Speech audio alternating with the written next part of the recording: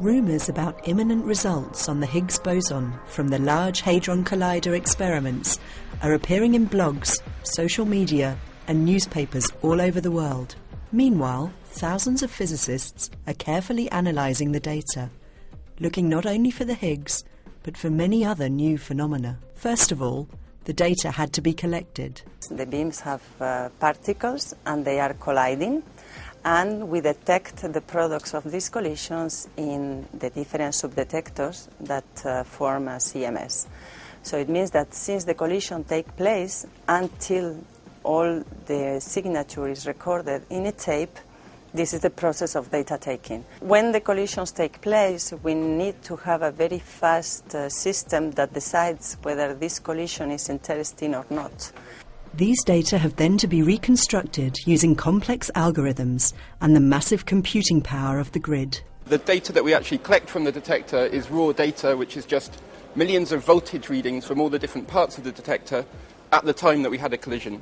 And so what we want in the physics analysis is more the reconstructed particles, so the energies and directions of the particles coming out of the collision.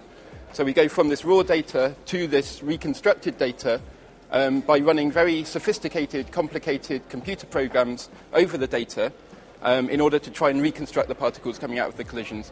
And then this is what people use for doing the final physics analysis, for trying to find evidence of the Higgs or this kind of thing. They use these reconstructed particles. Then comes the data analysis, where the physicists search these events, looking for gems in a pile of rubble. So physics analysis is the process of taking the billions of events that we've recorded and trying to look for patterns, to sift through them, to look for interesting events, to look for unusual events, and to look for patterns like a clustering of events in mass. In the billions of events, we have perhaps a few thousand top quark events, for example, or perhaps just a handful of Higgs candidates if the Higgs boson exists. Other processes can accidentally mimic the same signature that we look for, these patterns that we look for, that may be produced by a top quark or a Higgs boson. And trying to prove that we all understand all of this, and proving also to our colleagues within the experiment that we understand all of this. So documenting it, discussing it together, reviewing it, and so on, so that we're confident when we go to a conference or we put out a paper, we fully understand the data and we can draw a firm conclusion. Let me give you an example. Imagine you take a photo of a rabbit in a tall grass. It would be very hard for you to spot this rabbit immediately.